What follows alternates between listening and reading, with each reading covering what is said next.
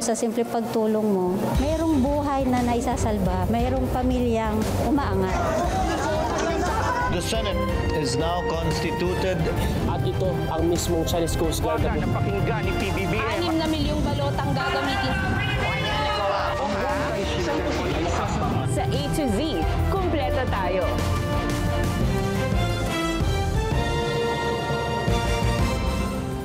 Luzon, Visayas, Mindanao at buong mundo. Ngayon ay Lunes, August 25, 2025. Ako si Barbie Mulak at ito ang balitang A to Z. Substandard construction materials sa binambang flood control project sa Batangas, ibinulgar ni Congressman Leviste. Investigasyon sa manumalyang flood control projects, huwag iasa sa mga politiko. Independent body buuin, hirit ng anti-corruption group. Modern day hero sa sigalot sa West Philippine Sea, kinilala ngayong araw ng mga bayani. Alex Ayala, gumawa ng kasaysayan sa US Open matapos talunin ang world number 14 Clara Towson ng Denmark. Sa balitang showbiz, Emma Tiglao ng Pampanga kinurunahang Miss Grand Philippines 2025. At Vice Ganda at Arjo Atayde nagtay para sa FAMAS Best Actor Award. Vice, may mensahe matapos ang pinagdaan ng kontrobersya.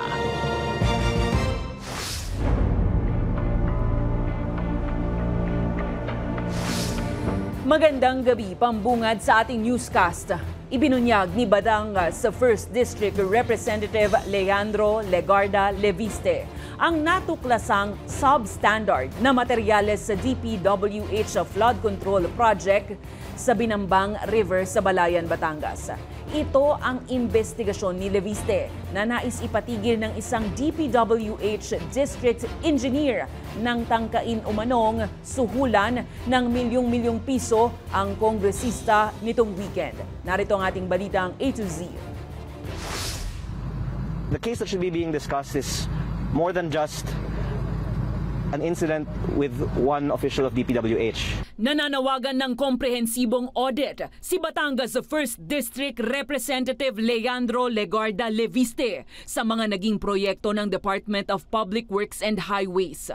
Ito'y matapos maaresto sa entrapment operation ng Taal Batangas Police ang isang DPWH District Engineer matapos pagtangkaang suhulan umano si Leviste nitong August 22. Nahuli sa suspect ang mahigit 3 milyong pisong cash na tangkang pansuhol umano kapalit ng pagpapahinto sa investigasyon sa mga irregularidad sa DPWH project sa Batangas.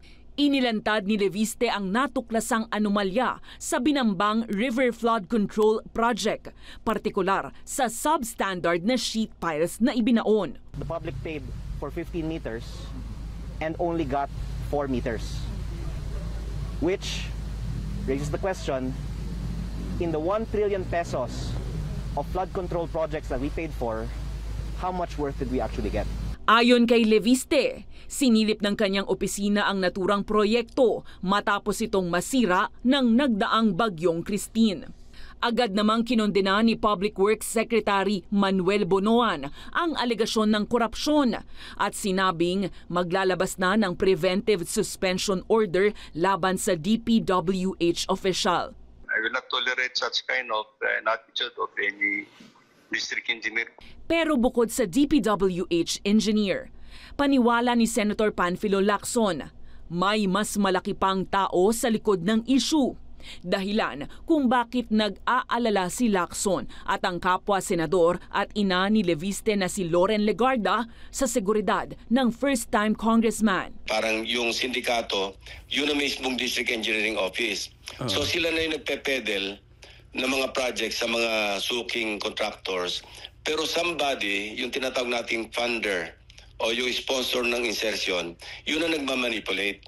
Martes, August 26, nakatakdang sampahan ng kaso ni Leviste ang nahuling engineer habang magpapatuloy anya ang pag-audit ng kanyang opisina sa iba pang DPWH projects sa kanyang distrito.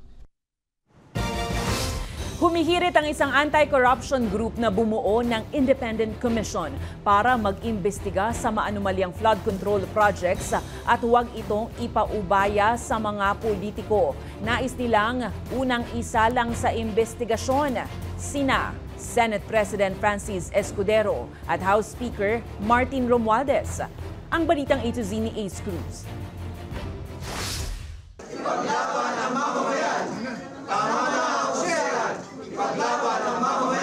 Yan ang sigaw ng Citizens Anti-Corruption Movement na Artikulo 11 na sentro sa probisyon ng saligang batas ukol sa accountability sa mga opisyal ng gobyerno. Sa gitna ito ng manumalyang flood control projects sa bansa, kaya't hinimok nila ang administrasyon na bumuo ng Independent Commission na mag-iimbestiga sa issue. Huwag ho natin iwanan sa ating mga kongresista at senador ang investigasyon.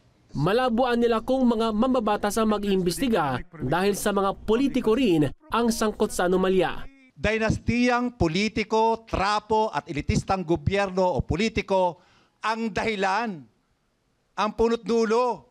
Hanggat ang mga taong ganito ang ating inihahalal sa ating pamahalaan, hindi matatapos ang korupsyon. Hirit ng ilang miyembro ng grupo, isailalim sa shame campaign ang mga mapapatunayang sangkot sa korupsyon. Ipagpatayo natin ang rebulto sa Luneta na yung mga taong dadaan doon para makasampal, magbibigay ng mga 10 piso o 20 pesos para sampalin buong panahon. At habang nandun yung mukha ng rebulto ay sinasampal ng taong bayan. Sa usapin ng mga tatayong investigador sakaling buuin ang Independent Commission, nais ng grupo na manggaling sa civil society, simbahan at private sector. Chief Justice Renato Puno comes to mind. Very credible, at saka talagang hindi mo matawaran ang patriotism niya.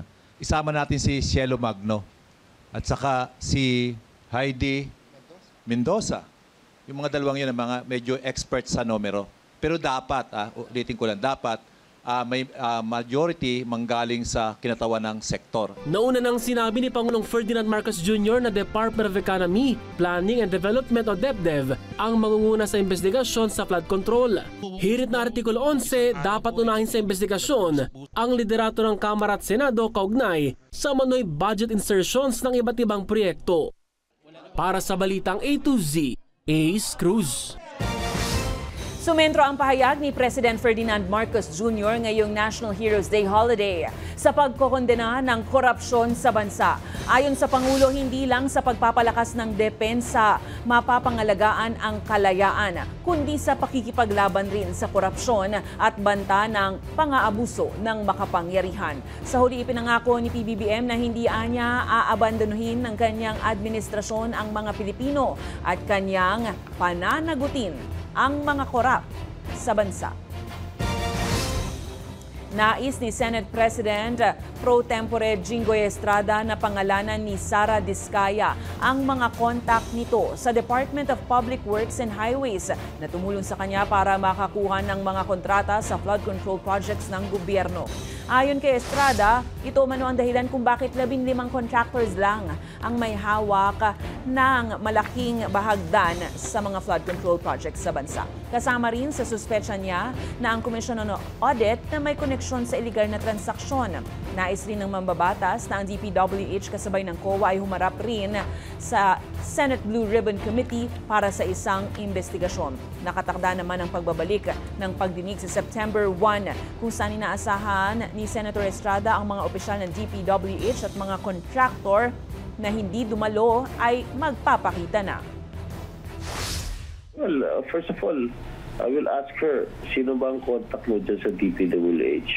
How can we garner a lot of contacts there? Samantala, matapos ng umingay ang mga pagmamay-aring mamahaling sasakyan ng pamilya Diskaya, sinabi ng Bureau of Customs na iimbestigahan nila ang mga ito. Nasa 40 luxury cars ang sisilipin ng DOC na pagmamay-ari ng pamilya ni dating Pasig City Mayoral candidate Sara Diskaya. Ayon kay Customs Commissioner Ariel Nepomuceno, titingnan ng BOC kung may paglabag sa kanilang panuntunan ang pag-i-import ng mga naturang sasakyan. Mababatid na muling umingay sa social media ang mga ari-arian ng mga Diskaya matapos sitahin ni Pasig City Mayor Vico Soto ang mga media interviews nila.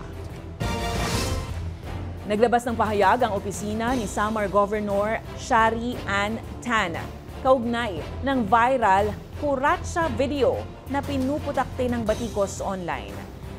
Sa viral video, kita ang paghahagis ng pera habang sumasayaw sina Governor Tan at Hermano Mayor Ruben Panaligan sa isang tila magarbong hapunan.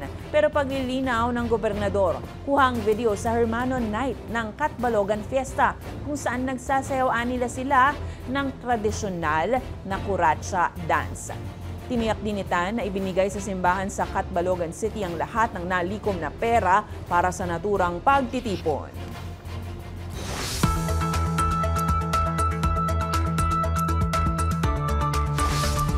Inanunsyo ng Department of Interior and Local Government na walang pasok sa lahat ng antas sa tanggapan ng gobyerno sa ilang bahagi ng bansa. Bukas po yan, August 26, araw ng Martes. Dahil sa inaasahang pag-uulan dulot ng habagat at ng binabantayang low pressure area. Walang pasok sa Metro Manila, Aurora, Quezon Province, Rizal, Laguna, gayon din sa Camarines Sur at Norte, Albay, Sorsogon, Catanduanes at iba pa. Ayon sa Pag-asa, bagamat sa ngayon ay nananatiling mababa ang tsansa ng LPA na lumakas para maging ganap na bagyo sa pagtawid nito pakanlurang bahagi ng bansa, magdadala naman ito ng mabibigat na pag-uulan. May mataas na tsansa ng mga pag-ulan. Kasama dyan yung Visayas, Bicol region, malaking bahagi ng Luzon except lang dito sa Ilocos region. Yung nasa eastern part ng ating bansa, ito po yung impluensya ng low pressure area. Kaya asahan natin na posible na umabot ng 50 to 100 millimeters yung mga ulan natin dito sa Aurora.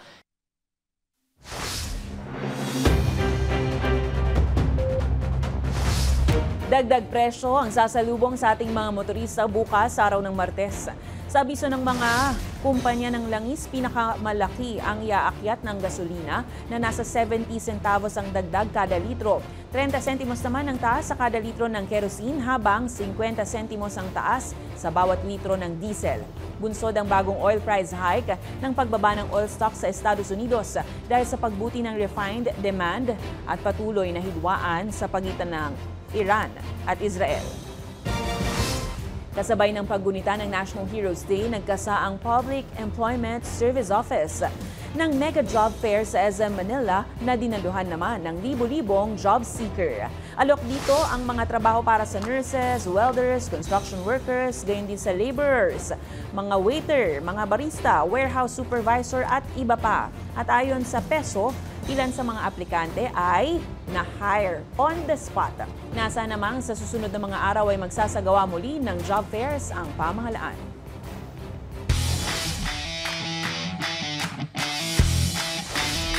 Wagi si Pinay tennis star Alex Ayala matapos talunin si world number 14 Clara Tauson ng Denmark sa score na 6-3, 2-6, 7-6 sa kanyang main draw debut sa US Open sa Flushing Meadows, New York nitong Lunes ng umaga oras sa Pilipinas. Ito ang kauna-unahang panalo ni Ayala sa isang Grand Slam match at unang pagkakataon din para sa isang Filipino tennis player sa kasaysayan. Sa makapigil hiningang laban na naig si Ayala sa mahaba at dikit na ikatlong set tiebreak upang tuluyang makuha ang panalo laban sa mas mataas na ranggong si Tauson. Sa kanyang tagumpay, mas pinatibay ni Ayala ang kanyang reputasyon bilang isa sa mga pinakabagong mukha ng pag-angat ng Philippine tennis sa world stage. I would say that anything is possible and, to dream big. I think me as a person, I'm very ambitious, and although there was no one from my country who did this before or was successful in tennis, I took inspiration from anyone I could, from my family, from my brother. So I think just to be ambitious and to dream big and know that you can do it. Yeah. Susunod, modern day hero sa sigalot sa West Philippine Sea, kinilala ngayong araw ng mga bayani. At sa showbiz, Emma Tiglao ng Pampanga, kinuronahang Miss Grand Philippines 2025. Abangan ang kumpletong ulat sa pagbabalik ng Balitang A to Z.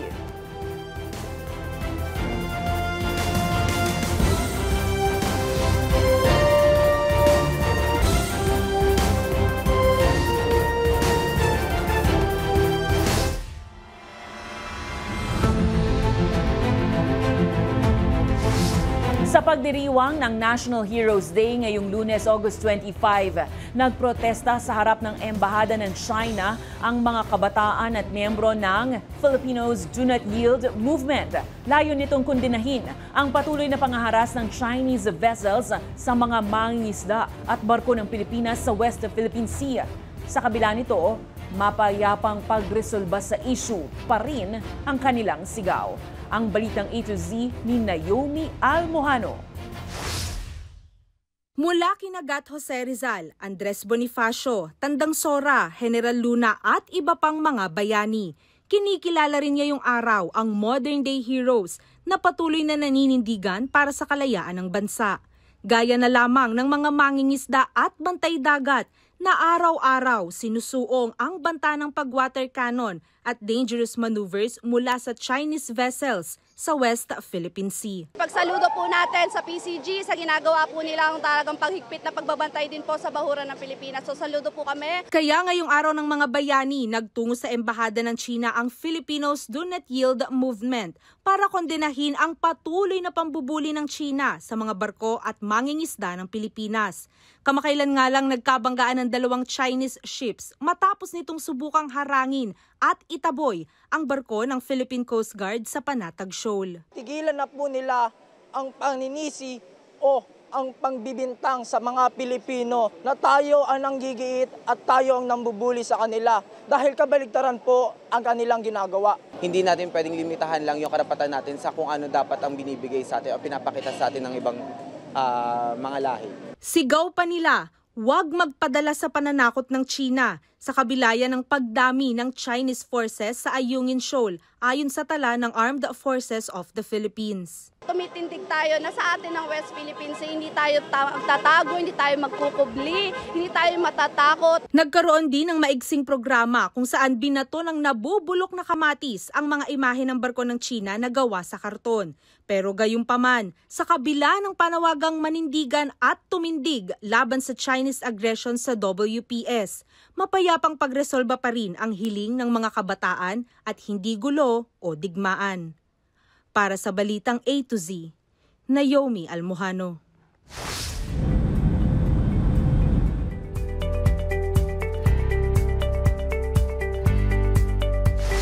Tiniyak ng Department of Foreign Affairs na walang nasawing Pilipino mula sa nag-crash na tourist bus sa New York.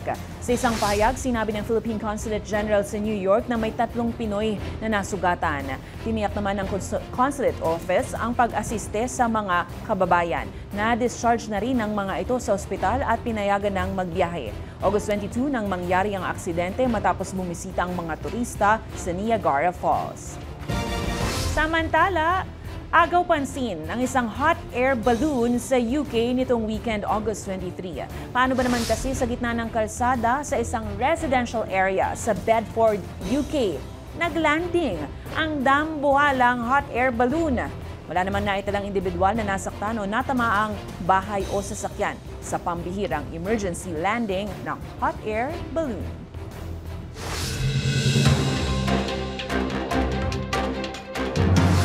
Higit 15,000 na ang kaso ng dengue sa bansa simula July 20 hanggang August 2. Sa abiso ng Department of Health, mas mataas ito kumpara noong Hulyo. Nagpaalala naman ng ahensya na sakaling makaramdam ng mga sintomas tulad ng pagpapantal, pananakit ng katawan at pagsusuka ay agad na kumonsulta sa health center.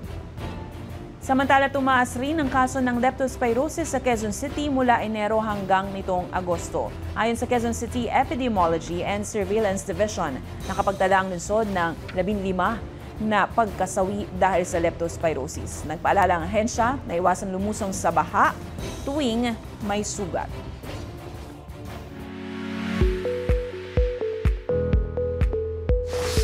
Good news naman po na iligtas ng Philippine Coast Guard ang mangingisda sa Bajo de Masinloc sa Zambales matapos ang ilang araw na pagkawala sa kasagsagan ng bagyong Isang.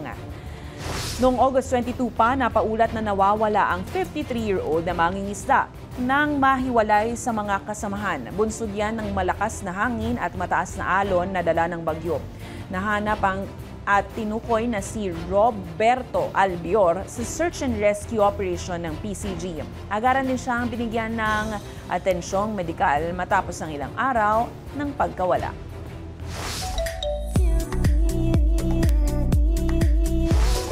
Meet our new grandest queen. Kinoronahan bilang Miss Grand Philippines ang pambato ng Pampanga na si Emma Mary Tiglao sa katatapos ng Grand Coronation Night nitong linggo, August 24 sa Mall of Asia Arena. Tinalo ni Tiglao ang 28 kandidata mula sa iba-ibang panig ng bansa.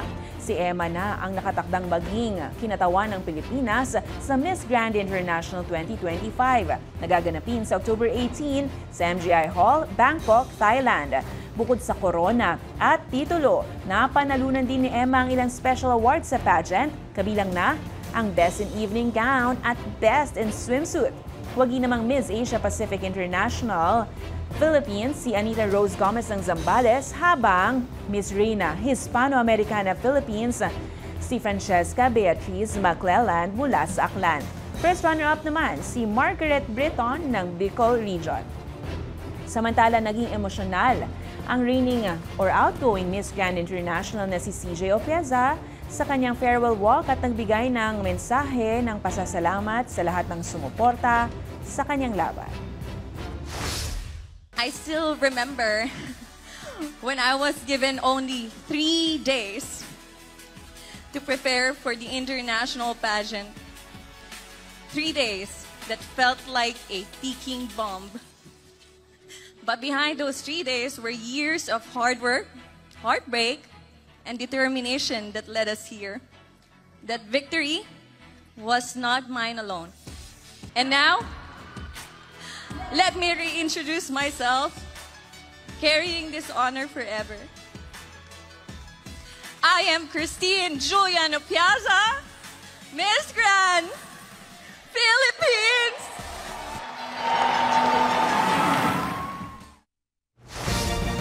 Sa aming pagbabalik sa showbiz, Vice Ganda at Arjo Atayde nagtay para sa FAMAS Best Actor Award. Vice may mensahe matapos ang pinagdaan ng kontrobersiya. Manatiling nakatutok, kayo ay nanonood ng Balitang A to Z.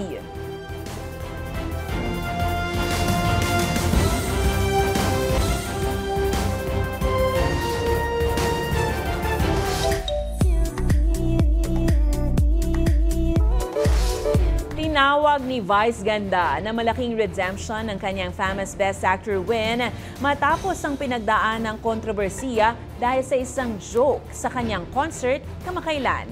At sino-sino pa nga ba ang big stars na nagningning sa FAMAS? Makibalitang A to Z Showbiz kay Lane Garcia. The stars shine brightly in FAMAS. Kinilala ang ilan sa pinakamahuhusay na artista sa gabi ng parangal ng 73rd FAMAS sa Manila Hotel nitong August 22. It's a tie para sa Best Actor, sina Vice Ganda at Arjo Atayde para sa kanilang pelikulang And the Breadwinner is at Topak. Hindi ka laging ipapapanalo ni Lord sa oras o pagkakataong gusto mo. Ipapanalo ka niya sa tamang pagkakataon. Lord, thank you for making me win no matter what. Una po sa lahat, sa FAMAS, maraming salamat for the recognition sa pagbibigay pansin sa aming kakayahan sa lahat po ng ginawa namin sa Topak. Sa mga sundalo po sa pagbibigay inspirasyon para magawa tong storya na to. Huwag po tayong magsawang bigyang kulay pa, inspirasyon at direksyon ang ating industriya. Nakamit naman ni Marian Rivera ang kanyang unang FAMAS trophy bilang Best Actress sa pelikulang Balota. Ito na ang ikatlong panalo ni Marian pagkatapos manalo sa Cinemalaya 2024 at Edis 2025. Isang malaking karangal po ito para sa akin. At sa lahat ng sumasabisag sa ating mga guro, sa kanilang dedikasyon, sa kanilang sakripisyo at pagmamahal sa bayan, para sa inyo po ito. Muli, mabuhay ang Pinimulang Pilipinas. Hindi Hindi naman akalain ni Jeric Rabal ang pagkapanalo ng kanyang unang FAMAS after 34 years sa showbiz. Bilang Best Supporting Actor para sa pelikulang Mamay, A Journey to Greatness. Back-to-back winner rin ng stars ng pelikulang Uninvited. Nasungkit ni Nadine Lustre ang award bilang Best Supporting Actress. At star for all season, Vilma Santos Recto na binigyan ng FAMAS Circle of Excellence Award na ayon kay Ate V, pang 15th trophy na niya mula sa nasabing award-giving body. Habang hakot award rin si Judy Ann Santos Agoncillo sa naiuwing FAMAS trophies para sa Nora Honor Superstar Award at Face of the Night. Wala naman po talagang makakapalit sa nagiging sa Nora Honor. Pero siya ang nagbukas at nagbigay daan para sa aming mga ordinary at pangkaraniwang nangangarap. Itinanghal na Best Picture ang docu-film na Alipato at Muog, ang kwento sa pagkawala ng aktivistang si Jonas Burgos na idinirect ng kanyang kapatid na si J.L. Burgos na nagwagi rin bilang Best Director. Ang FAMAS Awards ang isa sa itinuturing na prestihiyosong parangal na kumikilala sa husay at galing ng pelikulang Pilipino sa loob ng mahigit 70 taon.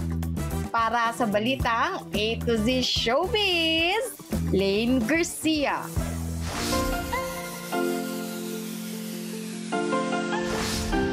Ang sabi nga nila, every role o papel na gampanin maging sa TV o pelikula ay mahalaga. Ang importante ay kung paano mo ito binigyan ng buhay o saysay. Panoorin ang nakaka-GV na video.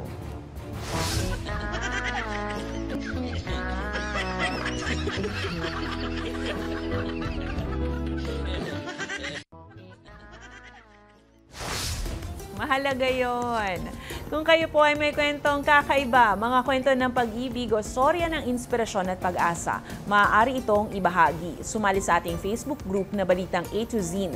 Panoorin ang replay ng ating programa at sundan ang ating social media pages, hanapin ng Balitang A to Z. Ang ating pabaong quote of the night ngayong National Heroes Day ay mula sa isang statesman na si Benjamin Disraeli. Ang sabi niya, ang legasiya ng isang bayani ay ang alaala at pamana ng kanyang mabuting halimbawa. At yan po ang mga balita at impormasyon, mga kwentong may dalang inspirasyon na tinutukan ng Balitang A to Z. Ako po si Barbie Mulak, maging maalam, makialam. Magandang gabi sa iyo, Pilipinas.